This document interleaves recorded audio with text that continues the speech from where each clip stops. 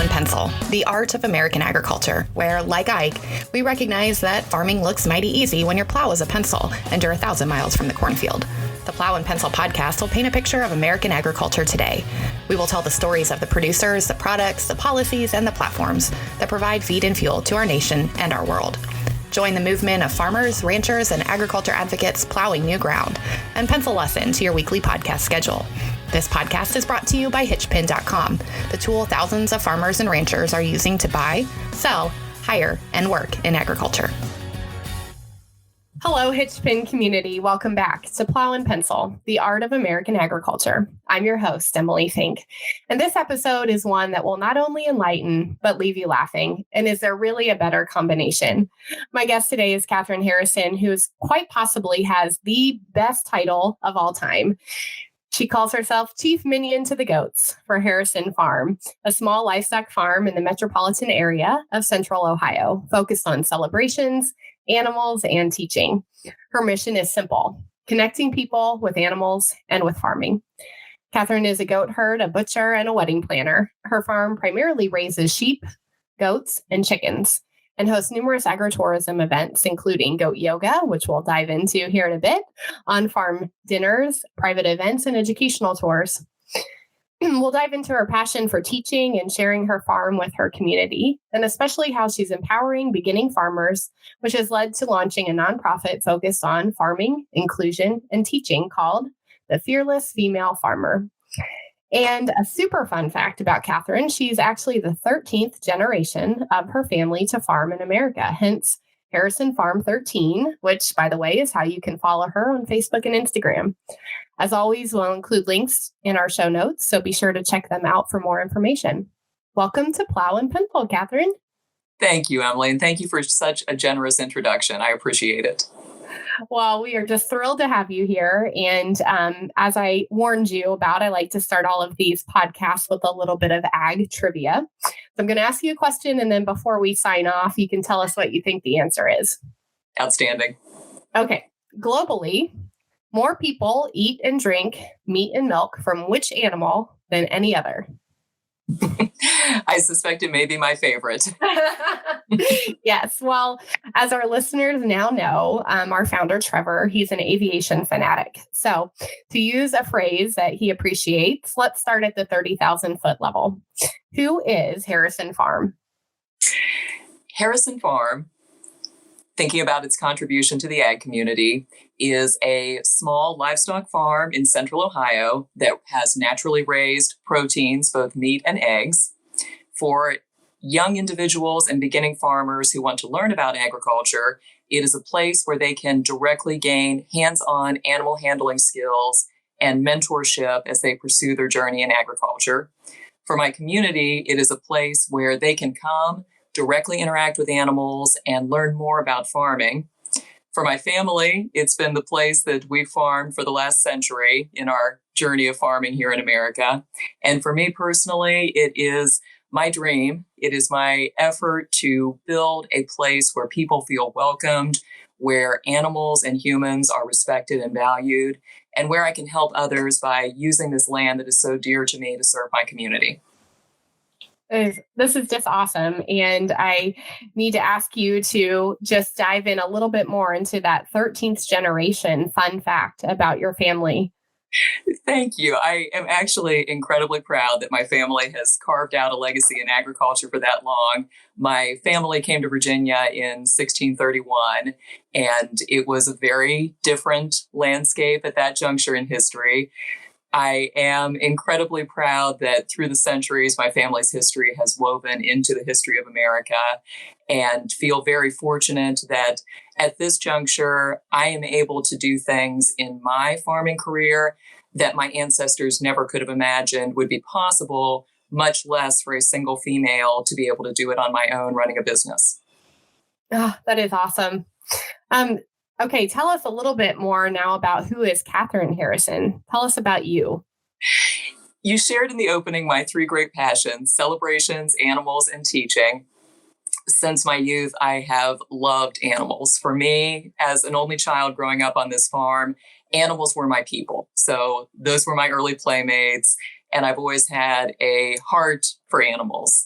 So being able to work this land that has been in my family for so long and raise animals about who I am passionate is truly the fulfillment of a dream for me.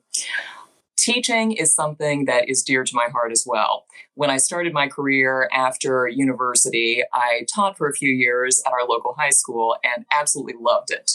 Now that my classroom is my farm and the curriculum is really the circle of life, I find even more fulfillment. So many young people want to learn about farming, but if you are outside of the traditional farm community, you do not necessarily know where to turn for actual opportunities to gain hands-on knowledge in an environment where you are welcomed and appreciated no matter what your learning level is when you start. And so I am grateful that I've been able to use my farm to welcome young people as they want to truly learn and gain knowledge about agriculture.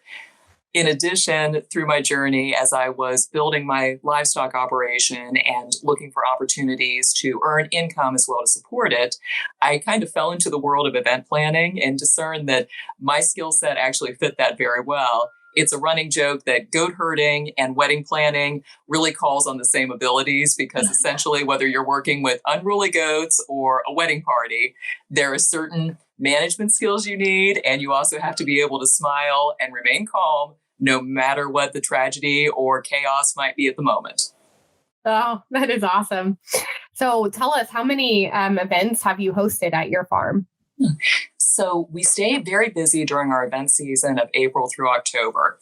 Our event space, reflecting back on your aviation reference, was actually my grandfather's airplane hangar.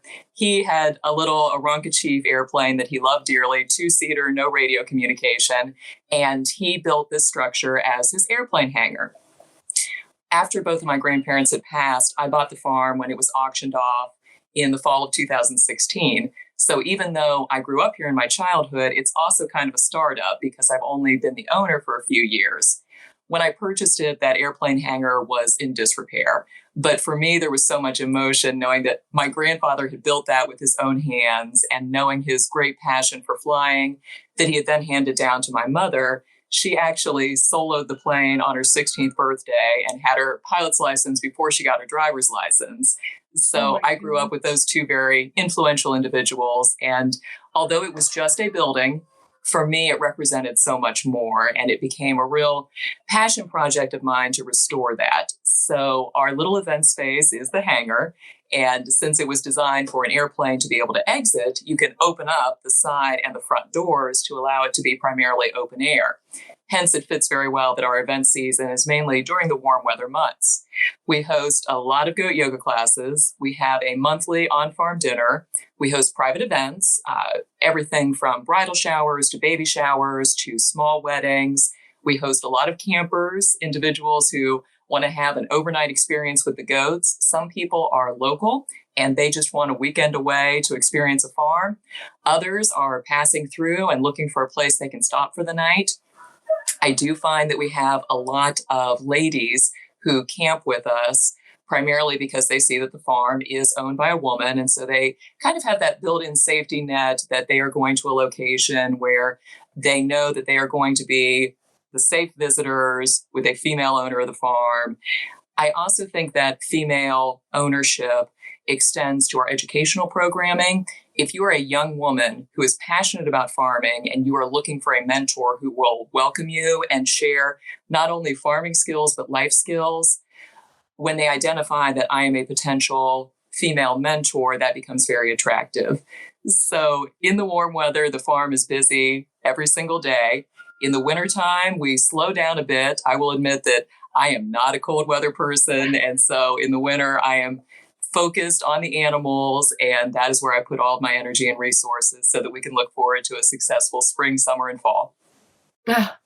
Okay, so I've got to dive deeper on two things that you said about those events. And the first one is your monthly on-farm dinners. Tell me more about that. Yeah.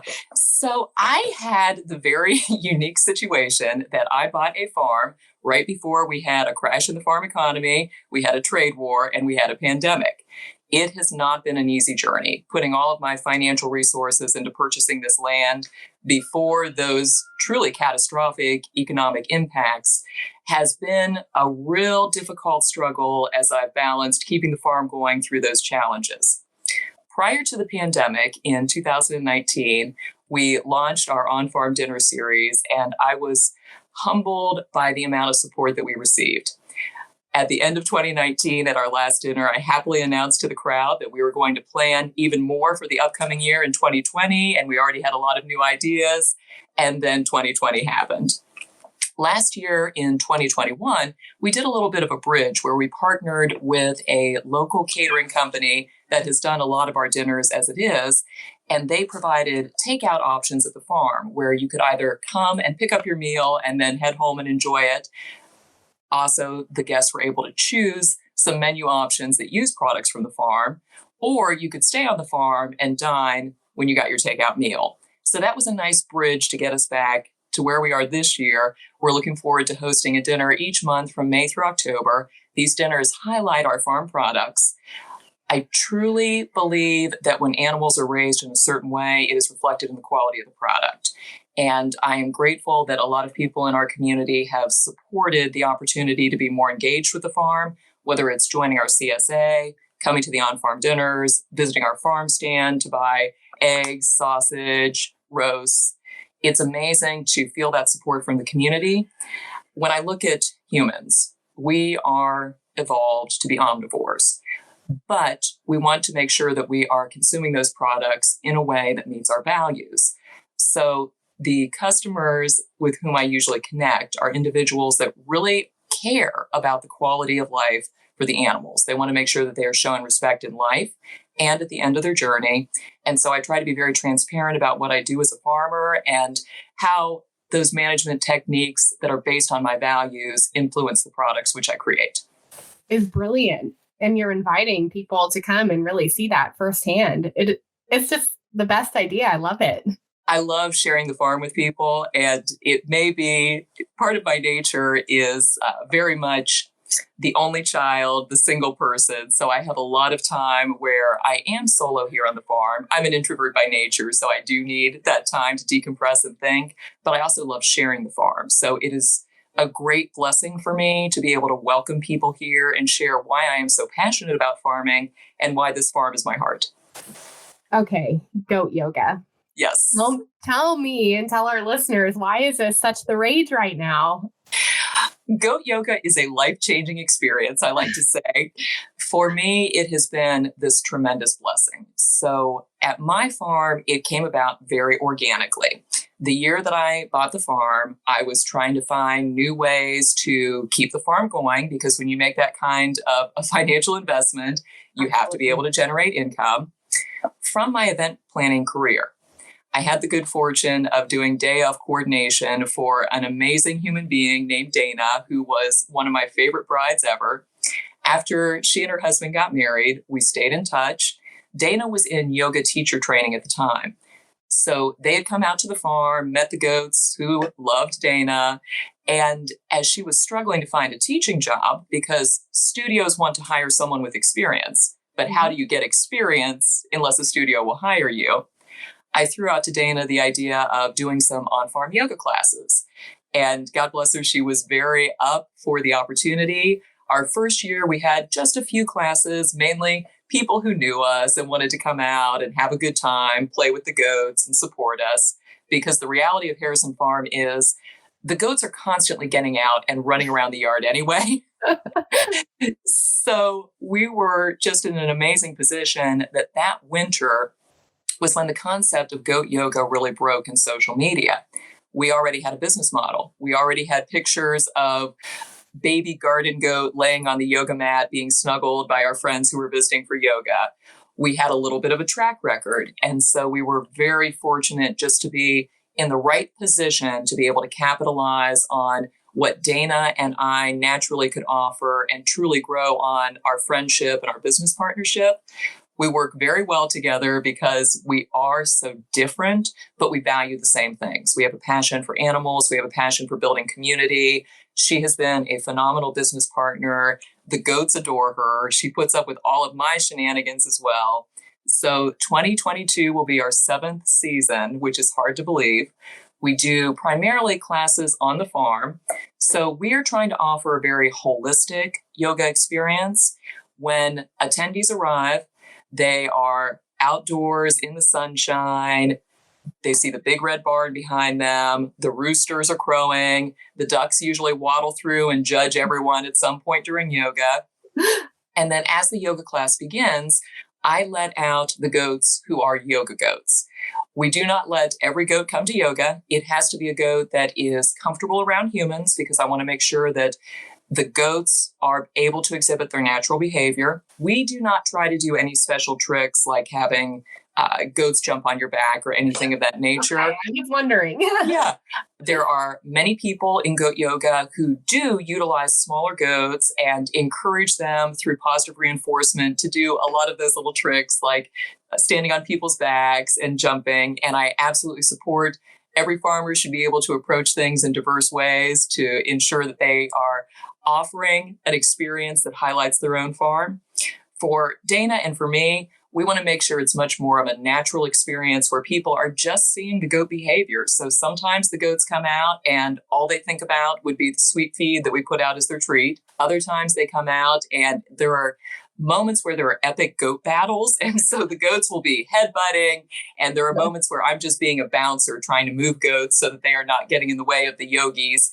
It can be hard to relax and reflect when you just see goats fighting over apparently some grief that they had from the night before that they want to air during yoga class. Other times the goats come out and they're incredibly snuggling. They will find a yogi they like, head to their mat, and just lay down with them. So that is all to share with you that every yoga class at the farm is different. Dana and I say that we never have the same class because different goats come out, different times of day, different energy from the attendees, but always an amazing adventure. It's just incredible. I'm picturing it now. And I wish I was good at yoga. I'm not. I love goats, but yoga is not something I would do. I would show up for the goats and I'd be judged by the ducks. That is the best part of what we do, though, because some people come for the yoga and some people come from the goats. And it's very much an atmosphere where you can almost choose your experience. I came to yoga late in life. I had never done yoga until I met Dana. And one of the things that I love about it is that you can be terrible, but love it. It is not something where you have to be perfect or have to attain a certain thing. It is your own experience. And so the goat yoga has been just a phenomenal part of my world. And I've gotten to meet so many remarkable people because of it. No, I love it. And owning your own experience really transitions well into my next question for you. You shared with me that you've mentored over 50 high school, college, and young adults through your farm internship program. And some of them have even gone on to build their own agricultural endeavors through using Harrison Farm as an incubator. Mm-hmm. Tell our listeners some of your favorite stories that have come out of that. And just really, I mean, obviously your love for teaching has inspired this, but helping somebody kind of come to their own business model and own their own. Tell us about that. The two greatest joys of my life are snuggling baby lambs and goats and getting to work with young people. I am constantly inspired by young people on their journey and seeing as they gain new skills and they investigate life and discern where they want their world to be as they grow and develop.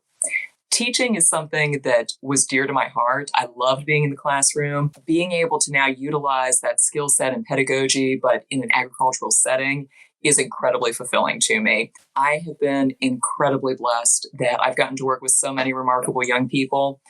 This came about very naturally.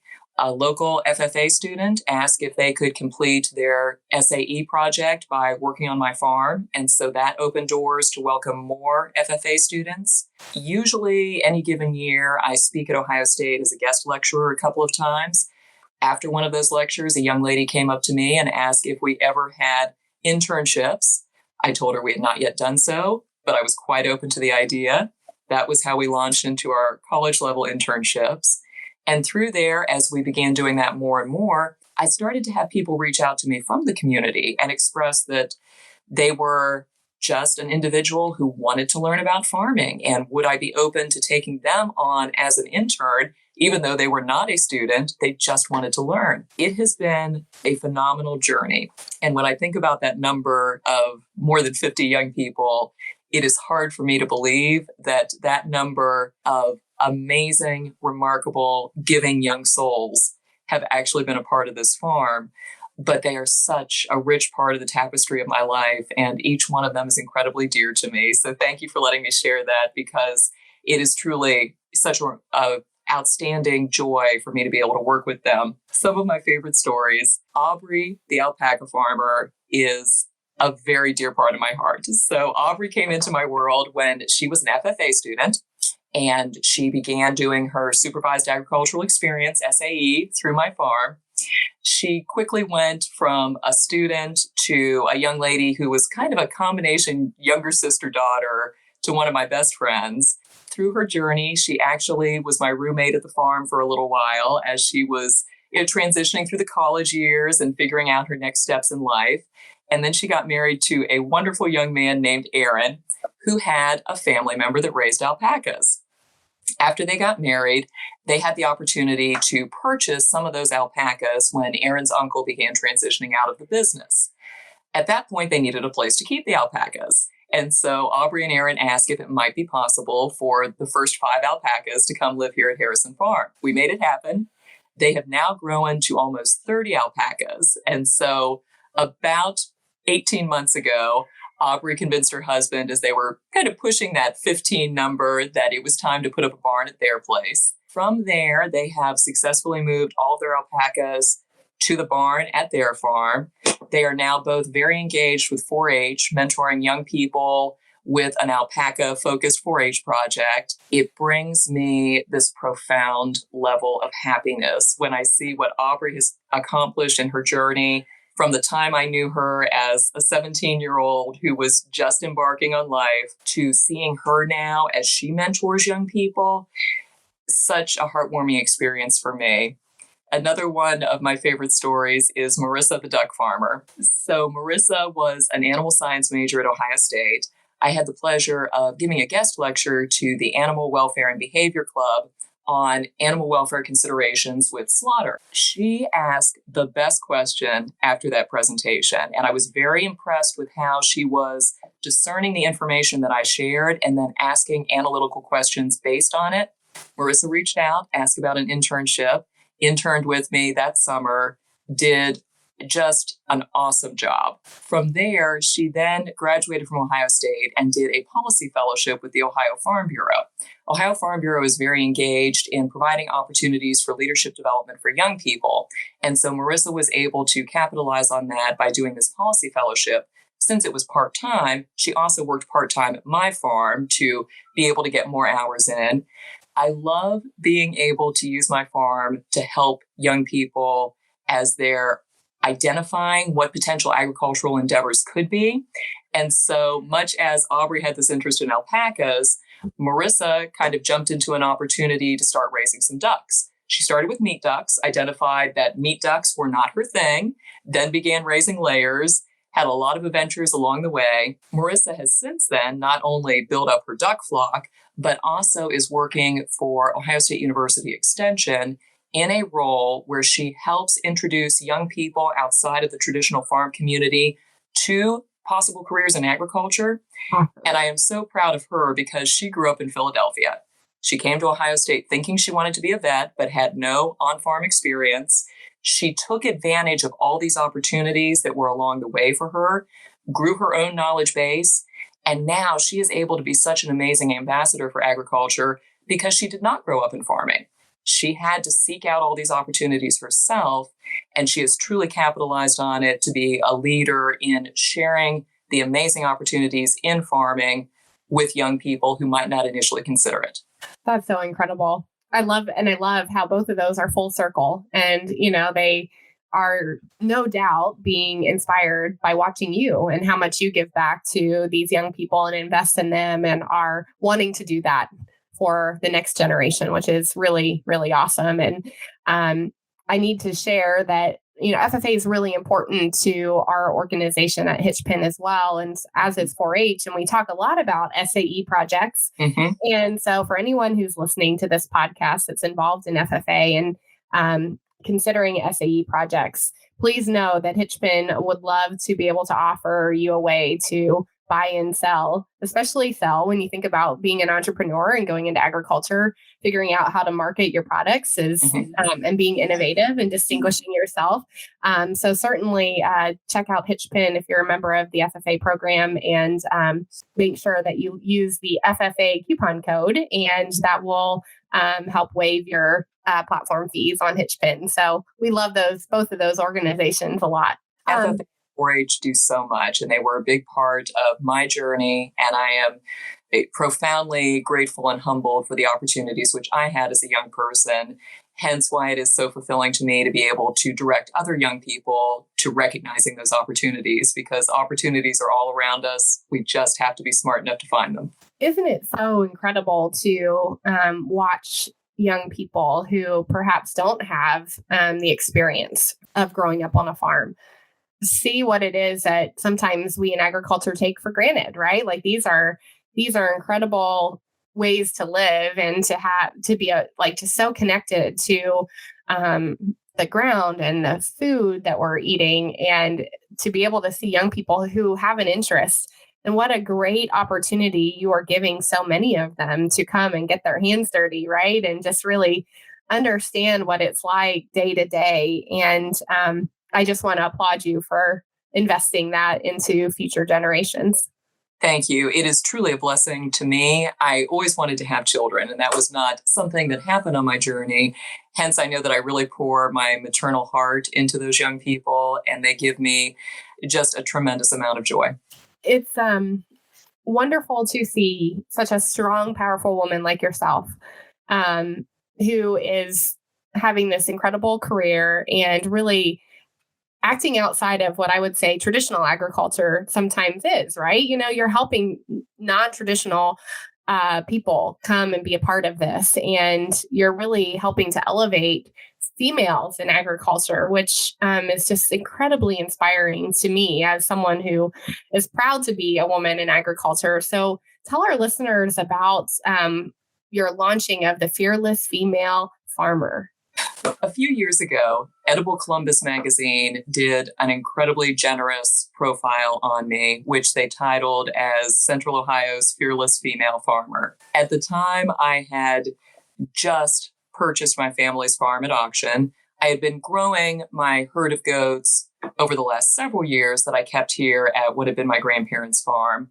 But at that moment in time, when the article was published, as complimentary as it felt and as humbling as it was, I was not sure that I necessarily was worthy of that title, Fearless Female Farmer. Over the last 5.5 years since that article was published, life has handed me a lot of challenges. I thought life had already done so, but it definitely doubled down after I purchased the farm. It has required a level of resilience that I could not even have dreamed of at the time that article came out and I purchased the farm, but I am still here. Some days, the greatest pride I can take is the fact that I am still here, but that is always an accomplishment, even on the days that might be my only accomplishment. I love this farm so dearly. Having to hustle and scrap through a pandemic has been very challenging. When you start to build an agritourism operation and you throw all of your financial resources into it, then a stay-at-home order happens, which says people cannot go places. It certainly was a devastating financial moment that I could not have envisioned. But 2 years later, I am still here and we are rebuilding. Last fall, I was in a fairly devastating car accident. I am incredibly fortunate to be here. It was an uninsured driver who ran a stop sign and ended up not only hitting my vehicle, but then through the force of his acceleration, sent my vehicle into a telephone pole and crumpled the front end of it. That stopped my world. As a single individual running a farm and being in a car accident where I had to recover, it really forced me to think about a lot of things, including what I wanted to do with my farm.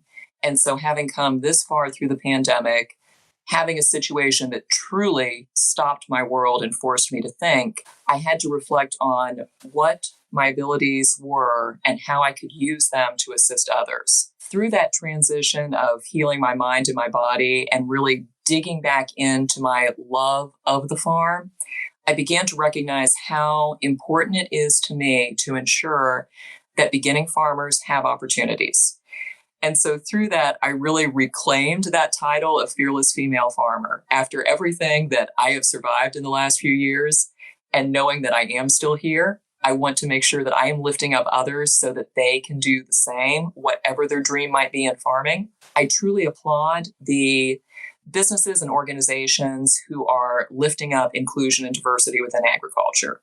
What I am looking at is creating a nexus between farming, inclusion, and teaching where I can really help individuals.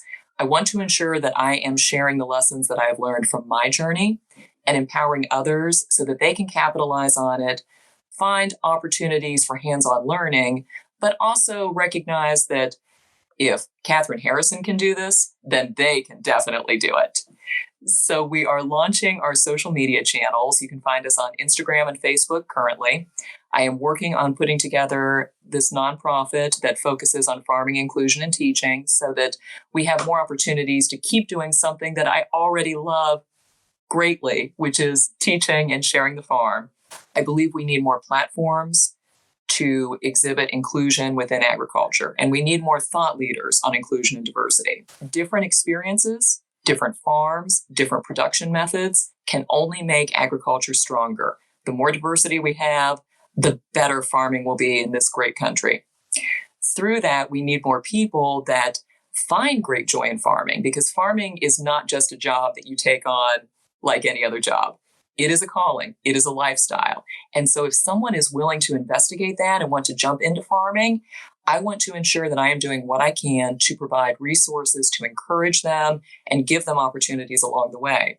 So as we build the nonprofit and then look into launching our own podcast to lift up stories of beginning farmers, I want to ensure that I am using that as a tool so that beginning farmers, whether they are inside of the traditional farm community or outside of the traditional farm community, are able to find resources and reflections that empower them. Thank you. Thank you for sharing all of that. I was in a terrible car accident, and it was 11 years ago today. And it is by no accident, I am convinced, that you just shared that story today. And I want to thank you. And I want to applaud you for allowing it to change you in the best way and allow you to see life in a way that is focused on how you can use it for good. I am sure that you share that experience of that moment where it may only be 10 seconds, but it seems like it was a whole hour as you realize what is happening and what could happen. And you're trying to navigate, how do I handle this excruciating moment of chaos just to survive?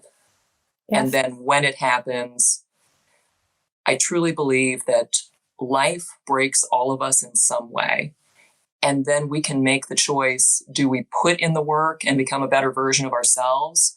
Or do we just blithely go on doing what we were already doing? And I'm grateful that you shared your experience with me, because I am so convinced that when we have those moments that life looks like it's going to break us, and we have the opportunity to make the decisions to become a better version, it can define our life in amazing ways that we never even imagined from the pain. Yes, I just read an incredible message someone shared with me that, those breaks, that's how the light gets in. And sometimes That's how the light gets back out.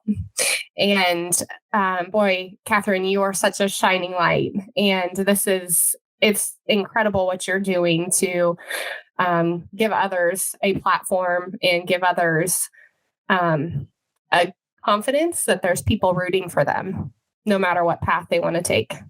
Well, stars in the sky are just a reflection of light, and I truly believe that I am just reflecting the light of the amazing people around me because my journey has been so blessed. So we have people who are listening to Plow and Pencil today who perhaps are wanting to return to their agrarian roots.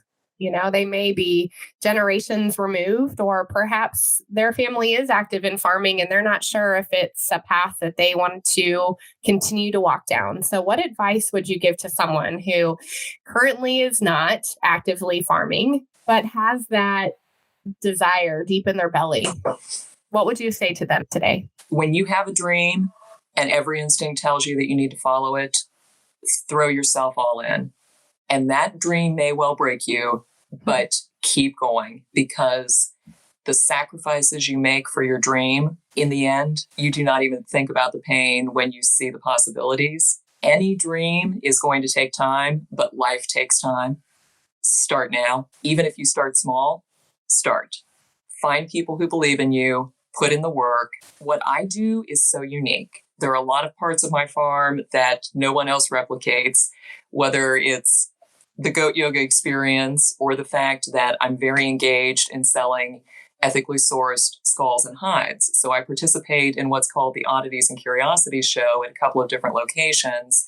I truly believe in the circle of life. And so part of the respect that I show the animal is that after it has ended its journey, they're composted, and then I harvest the bones and skulls, they're sun bleached, and I work with a lot of artists who utilize bone as a medium.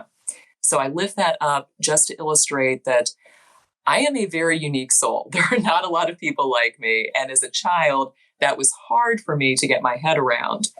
At midlife, I am so fortunate to have found the people who believe in my dreams and been able to connect with individuals who care about the values that inform my farming. So I lift that up to encourage people, never stop working. It's going to be harder than you can even imagine right now. But if you find the people who believe in your dreams and you're willing to put in the work, you can do it. What is something that you wish everyone knew about farming? I love farming so much. It is my heart and soul. It is what I do. Farming is not Instagram pictures. So when you see true.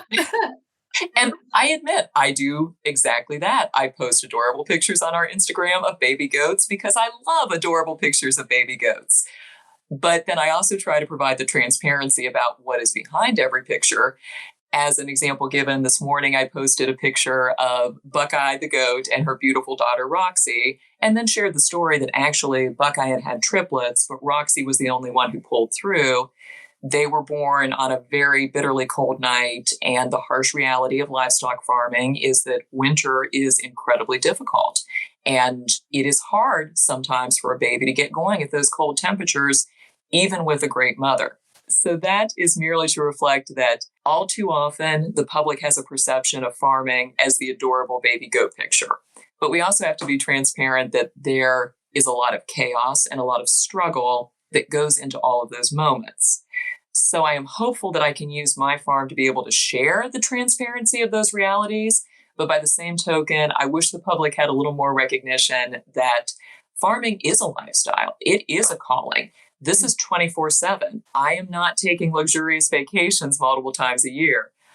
I joke about, I hope that by the age of 80, I'll be able to slow down to about 50 hours a week and just work part-time. But I do it because I love it.